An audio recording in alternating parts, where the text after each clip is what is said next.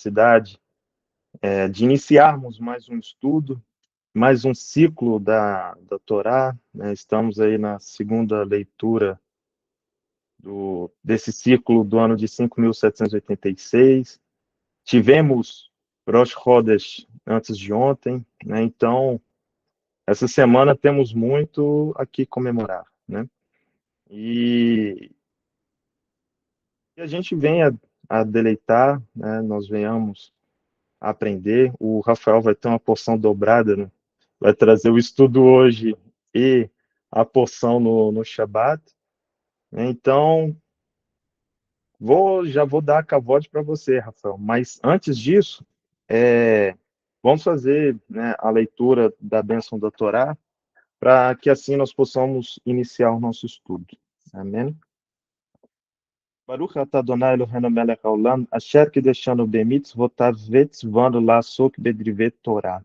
Ve'harev na Adonai Eloheinu et divrei Toratecha befinu vefiot amecha bet Israel, ve'nihiyeh nachnu ve'tzetzainu ve'tzetzae tzetzainu ve'tzetzae amecha bet Israel, kulanu yodei shmecha velomedei Toratecha lishma. Baruch atah Adonai hamelamed Torah le'amo Israel. Baruch atah Adonai Eloheinu melech haolam, asher bacha banu mikol hamim venatalanu et torato, Baruch atah Adonai noten hatorá. Amém. E agora, né, o nosso Ari, Agora Ovadia. você traduz o que você leu para todo mundo. Então, vamos lá. Bendito sejas tu, eterno, nosso Deus, Rei do Universo, que nos santificaste com os teus mandamentos e nos prescreveste ocupar-nos, né, ou estudarmos com as palavras da Torá. Rogamos-te, eterno, nosso Deus, tornar agradáveis as palavras da tua Torá em nossa boca e na do teu povo, a casa de Israel. Assim sejamos nós, nossos descendentes, a descendência dos nossos descendentes e os descendentes do teu povo, a casa de Israel, todos conhecedores do teu nome e estudantes da tua Torá, pelo seu valor. Bendito sejas tu, eterno, que ensinas a Torá ao teu povo, Israel. Amém. Depois tem um debate sobre essa oração, tá? Tá bom. Shalom, shalom. O Guilherme me Shalom. incumbiu de iniciar esse shiur, né? É sempre bem gratificante e engrandecedor, né, no estudo da Torá, fazer um shiur para apresentar para os irmãos, né? Eu espero que possa acrescentar na vida de vocês também. Agradecer sempre ao Rabino essa oportunidade que ele nos dá, né, de mandar um estudo para ele e ele fazer as devidas correções para a gente alinhar o caminho da nossa sinagoga para a gente crescer junto, né? E essa paraxá é uma paraxá extremamente rica, né? Tem tema que não acaba mais, né? E é um relato de um dilúvio, né? Um evento cataclísmico que aconteceu uma vez na história e nunca mais. Né? Muitos podem pensar até a impossibilidade disso acontecer, mas historicamente existem mais de 270 narrativas, né? 500 lendas de povos diferentes, né? Que relatam numa antiguidade uma ira divina e uma punição através das águas, né? Além do relato bíblico, no Oriente Médio tem a epopeia de Gilgamesh, né, a lenda de Atarrazes, tem na mitologia grega com a lenda de Deucalião, né, tá na mitologia nórdica, hindu, chinesa, filipina, é relato que você perde as contas na história humana, e isso eu entendo que sejam as gerações pós-diluvianas, né, porque o mundo foi repovoado daqueles que restaram do dilúvio, e isso foi contado basicamente uma mesma história, cada um com seu, às vezes, entendimento, sua época onde foi escrito o conto, mas todos têm uma convergência e elas se unem, né? E a riqueza dela, né, começa, eu creio que é na frase de introdução a Noé, né, que é visto como um homem justo e perfeito, íntegro, né? E Noah, por ter essas características, ele acha graça aos olhos do Eterno, né? E o hebraico ali, né, diz que Noah Matzah, né, Matzah, ele encontrou, né, descobriu ou alcançou a graça, né, essa benevolência que o Eterno traz, né, não é uma graça qualquer, né, mas é uma resposta do Eterno, né, à integridade e retidão que Noah tinha, né, um homem que em meio a uma geração corrompida permaneceu tamim, né, íntegro nos caminhos, né? Ele ouvia o Eterno, ele andava com o Eterno, né? E a graça, o Eterno concede a ele, né? Favorece a ele para que ele volte com uma nova conduta com a geração que virá depois dele, né? Então a gente aprende desde Noa que andar nos caminhos do Eterno, né? São imprescindíveis, né? Para que o Eterno possa estar sempre favorecendo a gente de uma forma justa, né? Porque a graça, a techuvá, o arrependimento são coisas que andam juntas na questão bíblica, né? E o dilúvio, ele veio como uma purificação geral, né? Não só do homem, mas dos animais, da terra, né? Porque a terra se corrompeu de uma forma, né, que eu estava até conversando com o irmão Yaakov, né, ele até me mandou uma dúvida de, né, por que que os animais entram, né, e a tradição vem explicar isso de uma forma que até as espécies animais estavam se corrompendo, né, e às vezes tendo relações com outras espécies que não deveriam acontecer, né.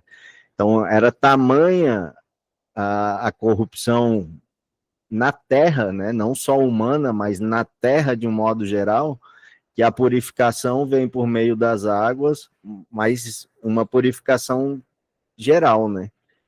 E a arca, né, ela tem um simbolismo também muito forte, né? Nessa questão de proteção, né? Porque é a arca que protege Noah, né? E a gente tem uma outra ideia, que é a questão do lamento do Eterno, né? Ou algumas Bíblias trazem, igual a Torá da Sefer traz, e Deus arrependeu-se de ter criado o homem, né? Mas, indo para o hebraico, né? A gente vê ali que o Veit Nahem, né? Vem do verbo Naham, que é, literalmente, ele significa, ele respirou profundo, né? Aquele respiro de lamento, né? Ele foi consolado, e pode também significar arrependeu-se, né? Mas o Eterno não pode se arrepender, afinal a gente se arrepende dos nossos erros, né? Então, traduzir como o Eterno se arrependeu é a mesma coisa de ele estar assumindo uma culpa de ter criado algo errado, de forma que ele precise se arrepender daquilo, né? Mas não é isso, né? O Eterno, na verdade, ele se lamenta das atitudes da sua criação, né? Ver a sua criação corrompida gera um pesar no coração do Eterno, né? Então, isso vem também numa linguagem lúdica, né, para o ser humano entender, né? O Eterno, em toda a Bíblia, a gente vê o Eterno sentindo o cheiro agradável da própria oferta de Noa, né, que diz que o Eterno subiu com cheiro de suavidade, né?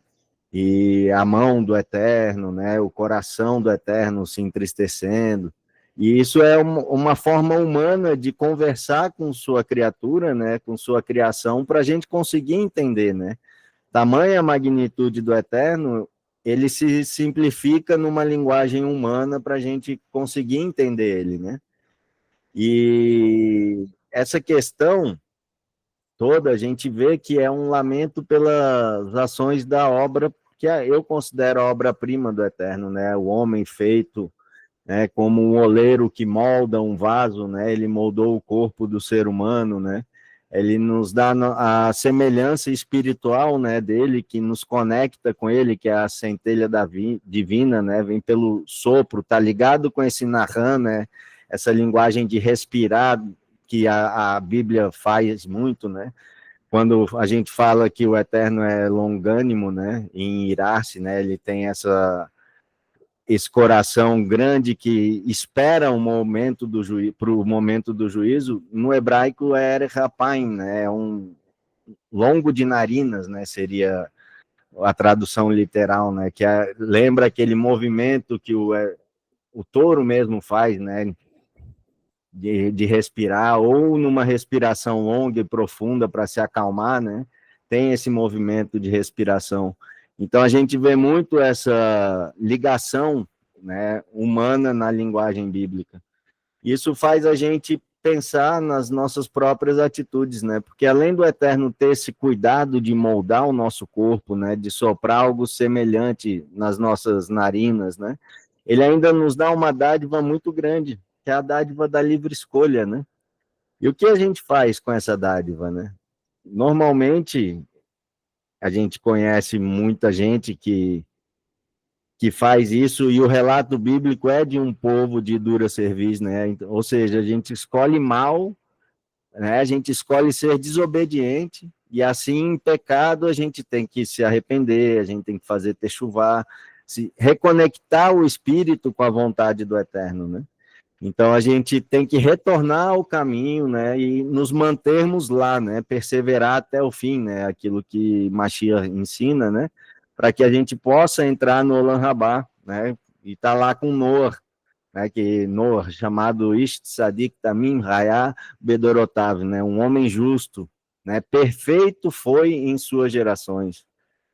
Noah ouvia a voz do Eterno, né, e obedecia.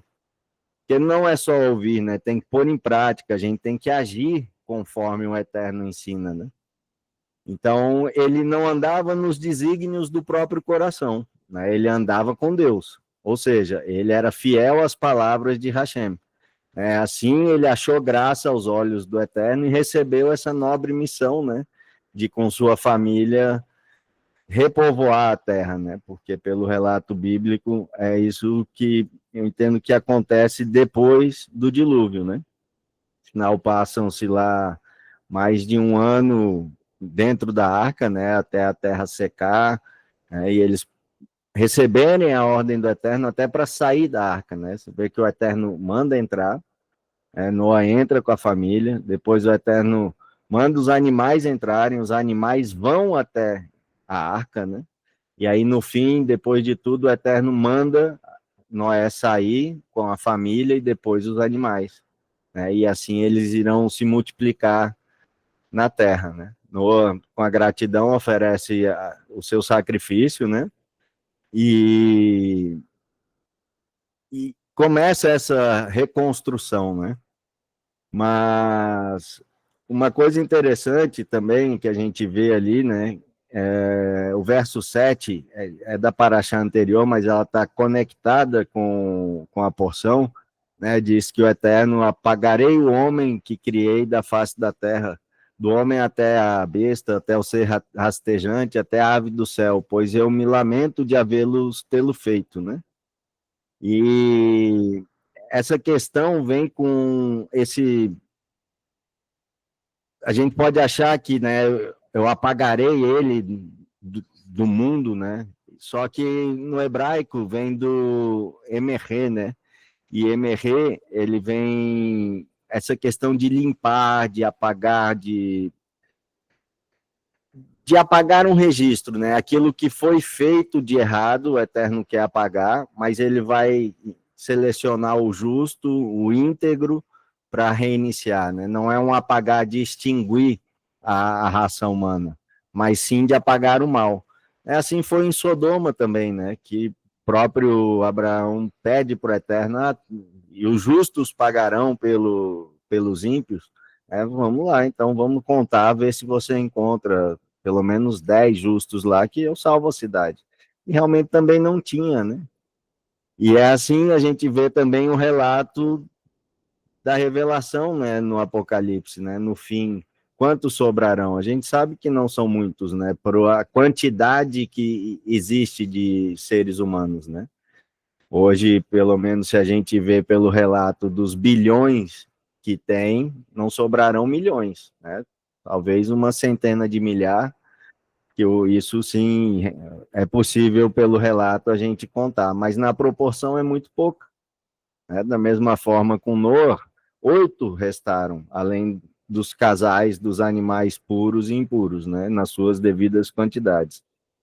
Então, a gente tem que entender que essa questão, né, principalmente do lamento do eterno, ela é um campo semântico no hebraico longo, pode ser o arrepender-se, né, como está lá em Números 23, 19, né, que pela boca de Bilam, né, o Eterno diz que não é um homem para que minta, nem filho do homem para que se arrependa. É o itnachem, né, o mesmo verbo, né, numa construção, mas ali o próprio Eterno diz, acaso ele diz e não faz, aí ele está se comparando com o homem, né, porque muitos de nós, às vezes, falamos algo e não cumprimos, né, mas nós temos que cumprir, né, fala e não confirma, né, esse verso, né, que Bilam traz ali, ele está respondendo a Balaque dizendo que Hashem é constante, né, que ele não muda numa decisão emocionalmente como fariam os deuses pagãos ou até os homens, né? Ele é o Deus que promete, cumpre, que anuncia e realiza, né? A gente vê isso em Ezequiel, quando o Eterno diz, mas quando eu, Hashem, falar o que falo, essa palavra se cumprirá, sem demora, em seus dias.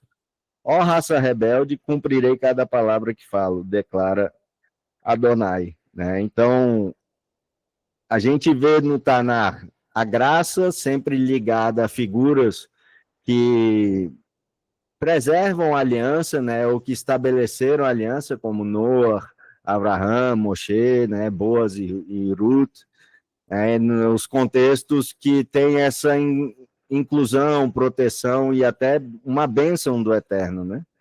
A gente vê na leitura rabínica, né, tanto no Talmud como nos Midrashim, né, vem a graça como um sinal de reconciliação, né, e a aceitação comunitária tem essa ligação com a Teshuvá, né, porque a graça é um resultado de uma Teshuvá, né, que é quando o coração ele está arrependido verdadeiramente, né, e a gente tem a intenção de voltar para os caminhos do Eterno, o Eterno concede graça e perdoa os nossos pecados, né? Afinal, sem a graça, sem a misericórdia e benevolência do Eterno, ele só instituiria a justiça, né? E aí a justiça sem a graça divina não faz parte do relato bíblico, né?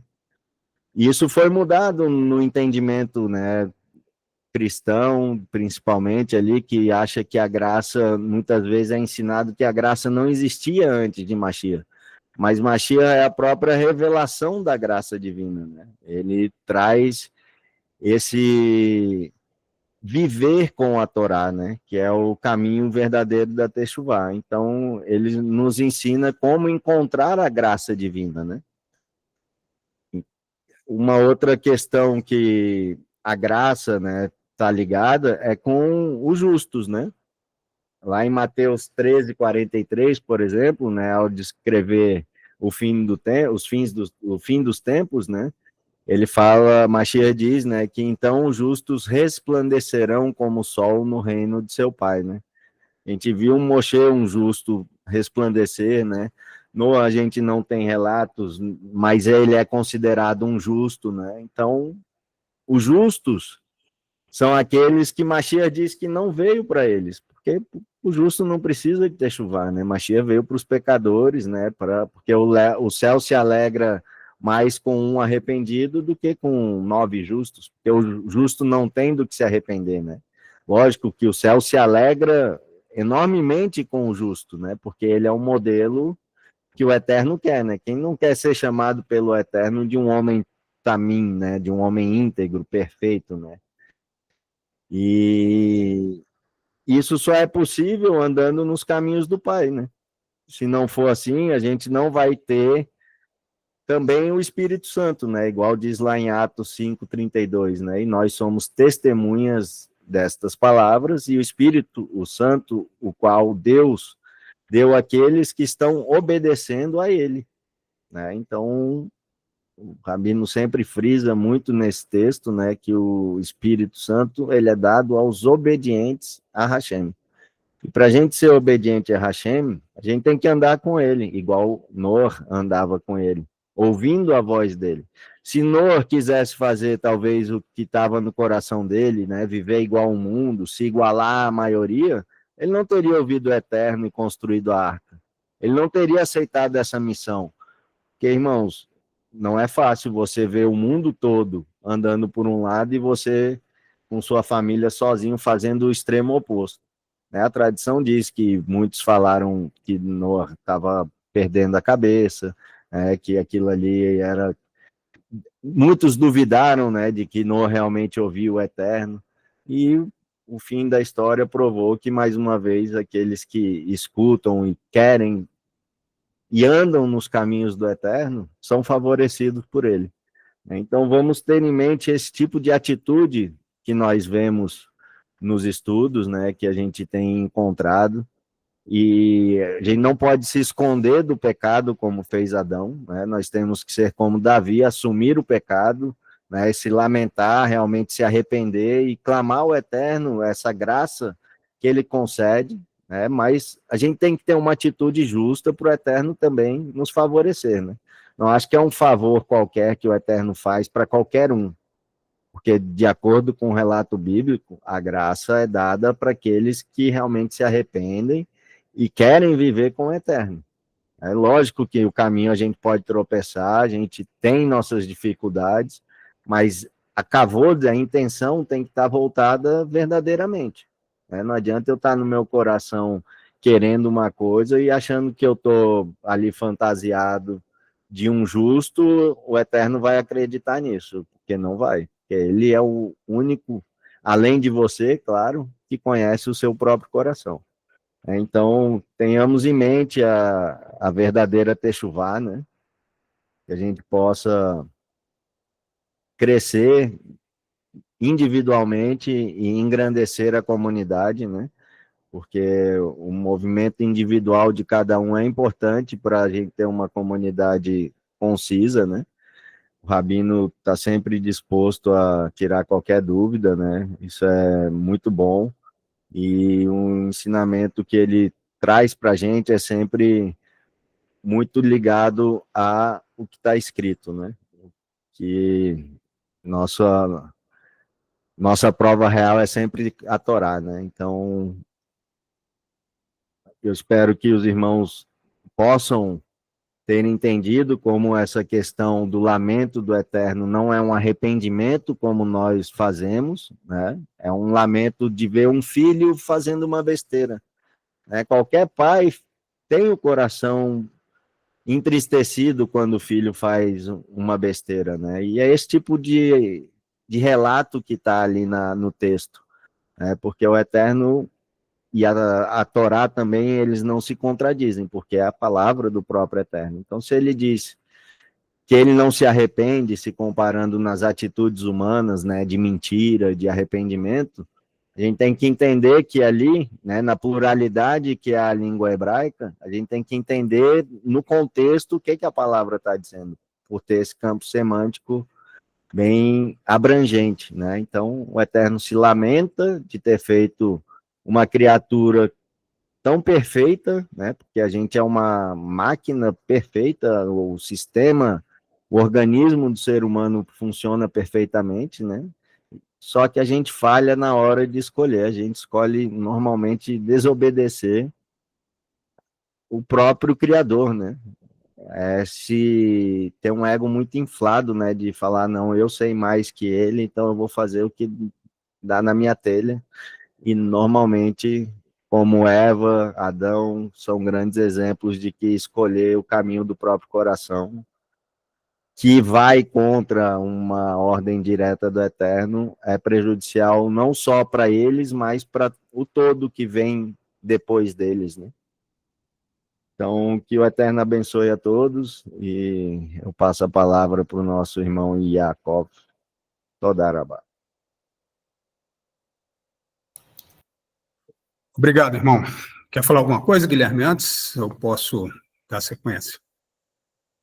Não só complementar algo que o Rafael disse, né?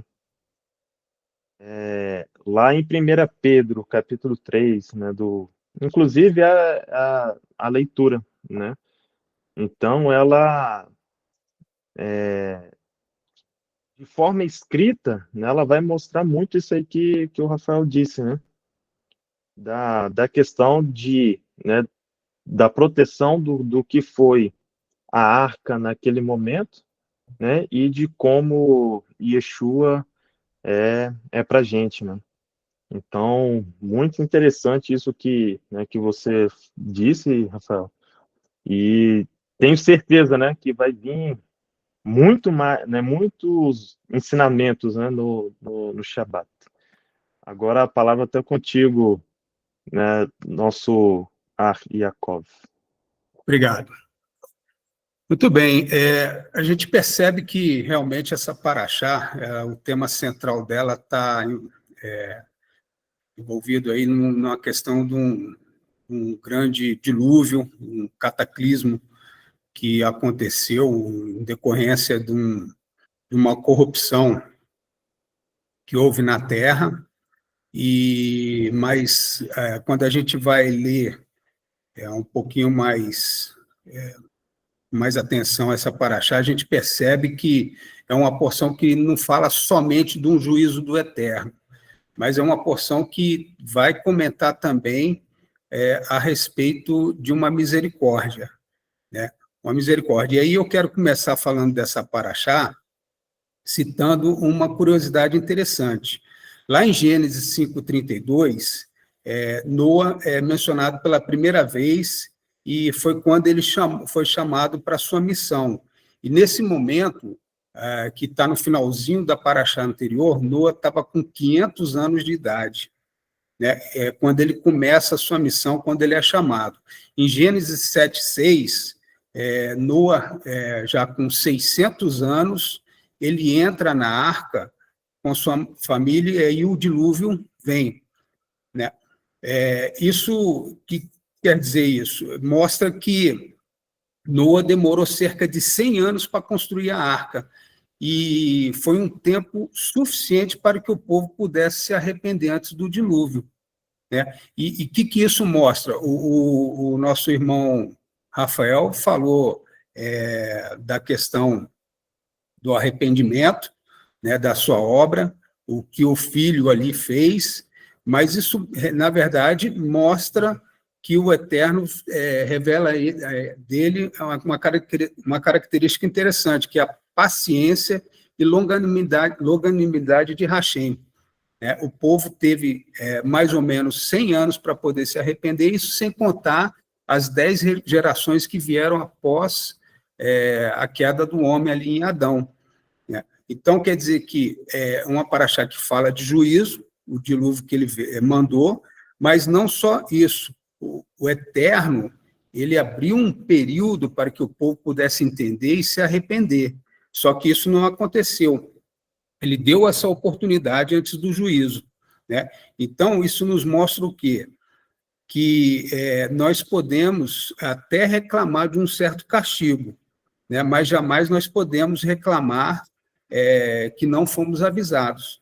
Então, essa paraxá, logo nesse início, já nos traz essa curiosidade. Esse período que Noa passou na construção da arca foram aproximadamente 100 anos, e o povo continuou no caminho da iniquidade, no caminho que levava ao afastamento do Eterno, isso sem contar as gerações passadas logo depois da queda do homem, né? O Eterno sempre,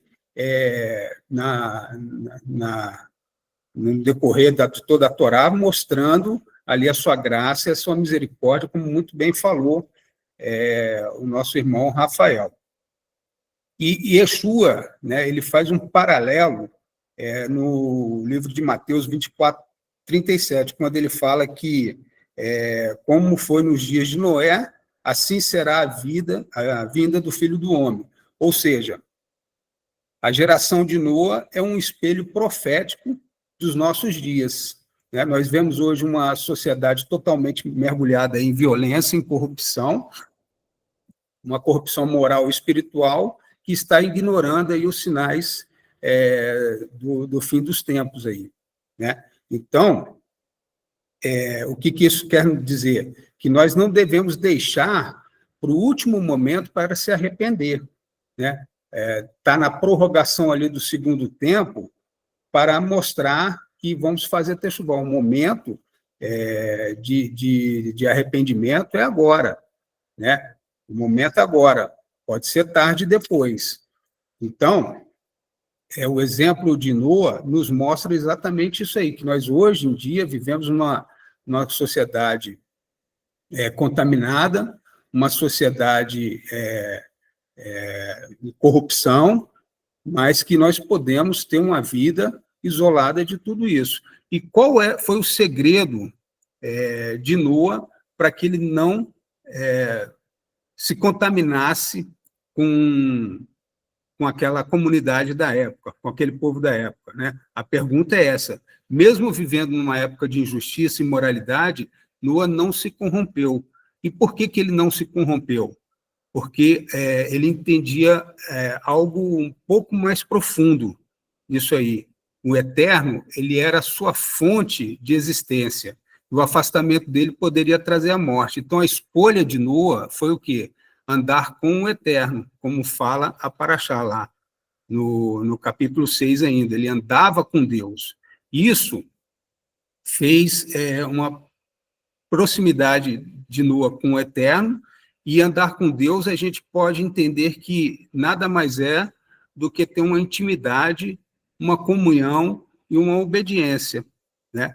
Então, ele andando com o Eterno, ele conseguiu discernir que estava na sua fonte de vida, né? E nesse momento, o Eterno ele decide destruir tudo, né? Ele era o único homem íntegro naquele momento, ele resolve destruir tudo e todos. Mas, como percebe que Noa era um homem íntegro, que vivia em obediência e na fé, ele dá uma chance para que Noa construísse uma arca, né, e o termo hebraico aqui é teiva, né, e ele obedece essa instrução do Eterno, segue todas essas instruções, o dilúvio vem, ele entra nessa arca, né, e consegue se livrar desse grande juízo que o Eterno lançou sobre a humanidade, né, tudo isso por conta de uma corrupção que a Terra vinha sofrendo, né? E uma outra curiosidade também nessa paraxá que a gente percebe é a conexão que nós temos com essa palavra de arca, né, que quer dizer teiva. Essa palavra teivá, ela aparece 2 vezes apenas na Torá. Uma delas é nessa paraxá de Noa, que foi salvo pelo dilúvio, e a segunda parte é quando fala na arca que Moisés foi colocado para fugir ali do decreto do faraó. Ele foi jogado nas águas do Nilo e uma arca protegeu ele. Então, tem esses 2 momentos, e ambos esses momentos têm o mesmo propósito, que é o quê? Salvar e redimir. E foi o que aconteceu. A arca salvou Noa e sua família, e a arca também salvou Moshe do decreto do faraó, né? Então, assim como Noa entrou na arca, o que isso nos ensina, né? Que hoje também nós temos a possibilidade de ter uma arca, essa proteção. E que proteção é essa? Que proteção é essa? Essa proteção nada mais é do que a Torá, né? A Torá, Yeshua HaMashiach, que é a Torá viva. Ele é a nossa arca, a nossa proteção, que nos deixa isolado, né, das questões desse mundo, da corrupção desse mundo, e que possamos viver de uma forma diferenciada, de uma forma a trazer luz para esse mundo. A Torá nos ensina isso. Nós estamos separados desse mundo para um propósito, né? Então, andando na obediência, nós conseguimos, é possível viver em meio à corrupção sem se contaminar, né? Sem se contaminar. Viver nesse mundo não segundo os padrões dele, né? Mas segundo os padrões que o Eterno coloca na nossa frente. E o que são esses padrões?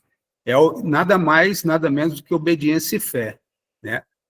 Da mesma forma que a obediência e a fé salvou Noa e sua família, essas virtudes, elas devem fazer parte de nossas vidas hoje, né? Como a obediência à Torá nos traz separação de um mundo cheio de iniquidades, né? Então, essa paraxá vem nos ensinar exatamente esse ponto, né? Vem não só mostrar um juízo que o Eterno colocou no mundo devido a uma corrupção, mas também ele apresentou um período bastante longo aí para que o povo pudesse se arrepender, né? E um outro ponto interessante aqui dessa paraxá que nós observamos com relação à vigilância que devemos ter, né? Que após o dilúvio a gente percebe um aspecto que Noa ele plantou uma vinha e produziu vinho, e com esse produto da vinha ele se embriagou, né? E a pergunta que fica assim, como é que um homem que era justo e íntegro ele pôde escorregar nesse momento? O filho dele, o neto dele, descobriu a nudez, foi amaldiçoado, teve várias consequências aí futuras para gerações, povo de Canaã, né, que isso é um tema mais para frente, né? Então, a necessidade da vigilância, mesmo ele sendo um homem íntegro, ele se embriagou, né? E isso o que nos mostra? Que jamais nós devemos nos acomodar nessa nossa caminhada. A vigilância deve ser algo permanente e constante nas nossas vidas, né? Pois estamos sempre vulneráveis, nós não estamos livres do ataque do adversário, e esse episódio de Noa, ele vem exatamente nos dizer que nós devemos estar cada vez mais ainda firmados na Torá. Vemos muitos exemplos aí de quando a situação estava mais calma, principalmente de Jacó, né? Quando ele se assentou, ele se acomodou, aí os problemas vieram na vida, né? Teve os problemas lá com os filhos, José foi vendido para o Egito, né? A questão do episódio também do pecado do povo quando praticaram idolatria com as midianitas, né? O povo começou a se assentar. Então, esse episódio de Noa, ele fala que não devemos nos acomodar. O ponto disso aí é sempre ficarmos atentos, né? Porque, da mesma forma como Noa era um homem íntegro e também deu uma escorregada ali com essa questão da embriaguez, né? As nossas vidas, elas têm que estar... Nós não podemos baixar a guarda, temos que estar sempre de uma forma vigilante, né? Resistindo a cada vez mais todas as armadilhas que constantemente são colocadas aí na nossa caminhada, né?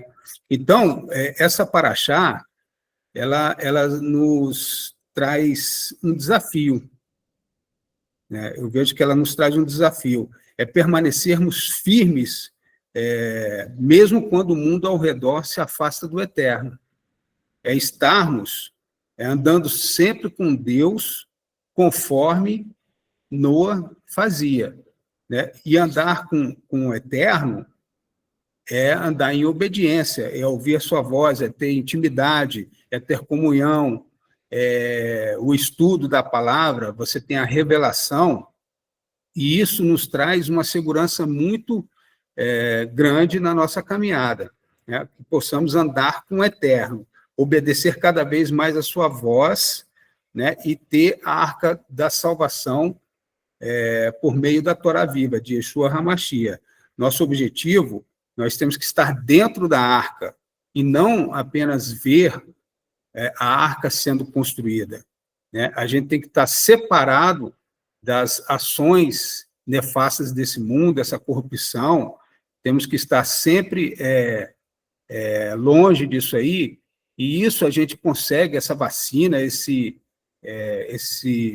essa forma de se afastar do mal, do pecado, justamente com o quê? Com a obediência, com todas as instruções que nós temos aí em nossas mãos, que é exatamente a Torá, que nos dá um caminho, nos dá uma direção, nos ensina como devemos agir, como devemos fazer, a sabedoria que devemos ter. Então, isso era um complemento que eu queria fazer, né? E de forma que mostrando, principalmente, não só o juízo do Eterno sobre a humanidade, mas antes do juízo, o Eterno sempre está nos avisando, ele sempre está nos dando dica, ele sempre está nos mostrando algo que devemos fazer, sempre está nos confrontando por meio da sua palavra, né? E isso tem que ser um ensino para as nossas vidas, para que possamos cada vez mais estarmos no caminho dele, né? Afastados de todo esse mal que o mundo nos oferece, o mundo perigoso, né? Os atrativos que esse mundo nos dá a cada dia, nos chama, e precisamos cada vez mais ficar firmes e longe dessas questões aí, do mundo. Então, essa é a minha colaboração, e quero terminar por aqui. E se alguém tiver alguma dúvida, quero voltar a palavra para o irmão Guilherme, a gente está à disposição para qualquer esclarecimento adicional. Obrigado, Marcão, Rafael, né? O que o Yaakov acabou de dizer, né? Yeshua mexicano, né? O nosso Mashiach. É interessante essa questão aí da capará, né? De ficarmos debaixo, né, da proteção de Yeshua. E para nós ficarmos, né, debaixo dessa proteção de Yeshua, não ficarmos à margem, né, só observando. É necessário participar, é necessário estar envolvido, né? Por isso que vai falar lá na Brit Hadashah que a fé sem obras ela é morta, né? Então, para conseguir, né, entrar para a arca, é necessário participar, né? É necessário estar envolvido e acreditar, caminhar e não parar. Então, como de costume, né? É franqueado agora esse momento para as perguntas, né? Quem tiver alguma pergunta para fazer, tanto para o Ovadia quanto para o Yaakov, só utilizar aí o recurso, né? Levantar a mão e conforme for aparecendo a sequência aqui na tela, a gente vai fazendo a abertura para cada um.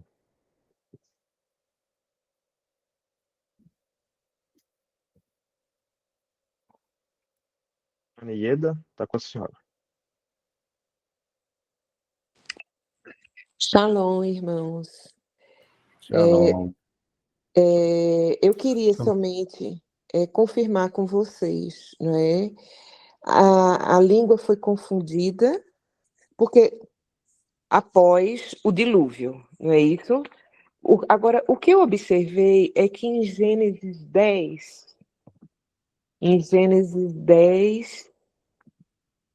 diz cada um, versículo 5, cada um segundo a sua língua. Destes repartiram-se pelas ilhas as nações em suas terras, cada um segundo sua língua, segundo as suas famílias, entre as suas nações. E aí,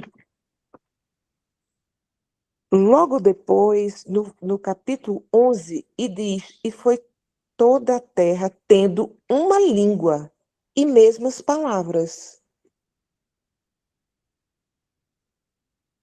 Mas já não estava misturadas as línguas? Eu fiquei com essa dúvida. E uma outra coisa que eu queria perguntar é no versículo 11, ou no capítulo 11, o versículo 7. Vinde, desçamos e confundamos ali sua língua, para que não entenda cada um a linguagem de seu companheiro. Isso aí seria Hashem e Yeshua? Penso que sim. Queria confirmar com vocês. Irmã, deixa eu responder a primeira parte em relação das línguas, senão Sim. fica muita pergunta, depois a gente não consegue te perguntar. E você vai perguntando conforme a gente vai respondendo Ok, cada pergunta. tá bom. Primeiro, ali no capítulo 10, você pode entender ali, a tradução caberia, né, cada um conforme o seu modo de falar. Talvez um sotaque, um puxando mais para cá ou para lá. Por quê? Porque todos aí que tem o relato são filhos de Noé. Então, subentende-se que todos aprendem com Noé. E o relato lá do 11 vai dizer que todos falavam a mesma língua. Então, a gente não pode entender essa questão, cada um segundo a sua língua, como sendo cada um com uma língua diferente da outra. É conforme o seu modo de falar. E aí, lá na frente, já com o mundo maior, né, com mais gente, aí ainda relata que todos falavam a mesma língua e as mesmas palavras. É só depois do advento de Babel que a língua é confundida. Até lá, pelo relato bíblico, todo mundo fala a mesma coisa, a mesma língua. E a gente consegue até ver um paralelo disso quando a gente tem o tronco semítico que a linguística estuda, a gente vê que é muito parecido. As raízes são as mesmas, os sentidos das palavras são a mesma, mas um às vezes fala matuque, o outro fala muteque, né? Mas muda uma coisinha ou outra, mas a língua, ela é a mesma origem, que é o que a gente chama de tronco semítico, né? Vai estar o garítico, o acadiano, o caldaico, o semita, né? O hebreu, o arameu e por aí vai. Então, a gente poderia pensar que seria poucas variações. Sim, conforme o seu modo de falar, né? Porque sempre eu pensei isso, né? Que a língua foi confundida depois que eles, enfim, construíram a torre, A né? gente vê esse tipo de relato dentro da língua hebraica, inclusive no Talmud, falando dos galileus, que aqui o Talmud vai proibir os galileus de lerem porque eles tinham um sotaque que não era... Eles falavam de um modo que não era rebuscado, vamos dizer assim. Então há uma proibição, isso lá no segundo templo para frente, dos galileus lerem, né? O pessoal do norte, eles tinham, era dito que eles não falavam a língua, eles falavam segundo o seu costume, vamos dizer assim, da forma que eles queriam, mas para uma liturgia não era uma forma coerente. Então, isso a gente tem no relato até posterior, já com as línguas separadas, cada um ali, né? Já tinha o grego, já tinha o persa, que é tudo variação da mesma origem que a gente vê do que chama de proto-cananeu ou proto-hebraico. Alguns acadêmicos já trazem o proto-hebraico como a língua, o alfabeto original, assim, o primeiro, né?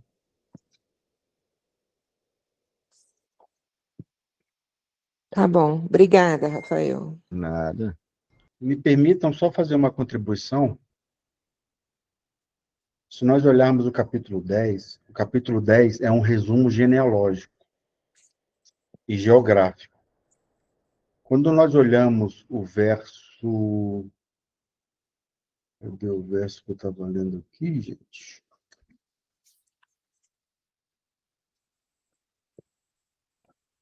Verso 19 do 10 fala: E foi o termo dos cananeus desde Sidom, indo para Gerar até Gaza, indo de Sodoma e Gomorra. Sodoma e Gomorra nem existia nessa época. Provavelmente, como cidade, como algo estabelecido. Mas aqui está falando de algo grande, como Sodoma se tornou. Mas aqui está falando de um resumo, capítulo 10 é um resumo genealógico, não cronológico, dos descendentes de Noa. No capítulo 11, aí volta uma cronologia dos fatos. O que vai acontecer em cada momento daí para frente. Mas o capítulo 10 é como se fosse um resumo, como é o capítulo 1 de Gênesis, um resumo, e no capítulo 2 a gente tem um pouquinho mais de detalhes. Então, nesse capítulo 10, quando fala que cada um tem uma língua, ele não está dizendo de forma cronológica, ele está falando o que vai acontecer. O que vai se estabelecer a partir daí. Aí, no capítulo 11, volta a forma cronológica, falando que eles vão se juntar, construir tijolos, fazer uma cidade, e aí o Eterno vai separar as línguas por famílias. Cada clã vai ter um tipo de língua. Então, é um resumo cronológico, tá? É um resumo geográfico e de gerações. Não é uma questão cronológica no capítulo 10. Não pensem assim. Foi ótimo essa observação, Rabino, porque assim, a palavra gera um certo...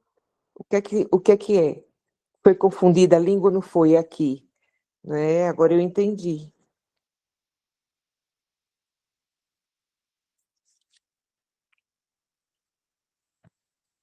Então, e agora, lá no... Só mais uma coisa também, Rabino, que ali é interessante, que ele fala que cada homem conforme sua língua, né, no singular. Também há argumentos linguísticos sobre isso. Né? A sua língua ali está no singular e é cada um conforme a língua que existia, né? Então, mas aí está Das relacionado... famílias de Noa, né? Das Isso, gerações de Noa. é o clã, né? Cada clã Sim. vai ter uma língua, por isso que é do Uhum. singular, assim. Cada homem no homem é o cabeça do clã, né? E aquele clã vai ter aquela língua, né? Sim. E aí É cada porque clã vai ter a sua, para não separar as famílias. Porque havia essa preocupação, porque imagina, você tem uma família lá com 10, 15 pessoas. 10 vai falar uma língua, 5 vai falar outra, a gente separou a família. Então, para né? não se separar os clãs, o Eterno teve esse cuidado de cada clã, cada família, cada homem, né, que é o clã, o chefe da tribo, tem uma língua. E antes do dilúvio, era só uma língua ou tinha essa questão de clã? O hebraico, né? Os clãs sempre existiram, né? Mas era uma só língua, era só um idioma. Eu acredito, como o Rafael falou, poderia haver a questão do sotaque, né? Um pouquinho de sotaque daqui, que nem a gente fala porta, porta, né? Então, mas é uma língua só, é o português. Então, poderia existir naquele momento também a questão do sotaque, né? Mas era só uma língua na face da Terra. Certo. Aí, com a construção da Torre de Babel, misturou as línguas. Isso, exatamente. Certo.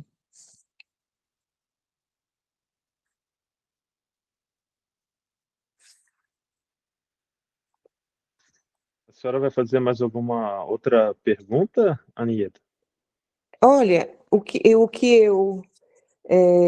perguntei foi sobre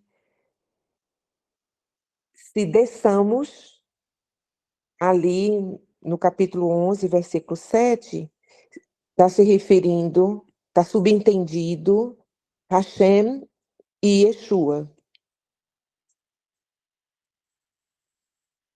Porque sempre eu achei que era, mas agora eu preciso confirmar as coisas que eu achava. Isso deve ser o plural majestático, né? Eu entendo assim, é o Eterno sempre falando da grandeza dele, ele normalmente usa um termo plural, né? Eu não vejo como ter Como? Yeshua junto com ele. O próprio termo Elohim para o Eterno é plural.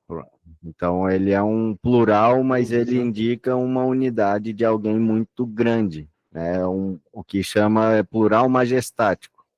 Refere-se à majestade que é o Eterno, né? Você usa um termo plural para indicar grandeza. Então, tem isso também lá, façamos o homem a nossa imagem e semelhança, assim o fez. Aí, quando vem o outro verbo na concordância, o fazer está no singular. Então, é esse Mas ali a façamos de gente não viu, grandeza. Rafael, ali a gente não viu que Yeshua estava também ali, depois que foi criado? Tá? Como a luz, né? Sim, É que deixa eu explicar uma coisa para vocês. Lá na palavra em hebraico desamos é nerdá. Nerdá é uma característica, é um plural majestético usado por Hashem.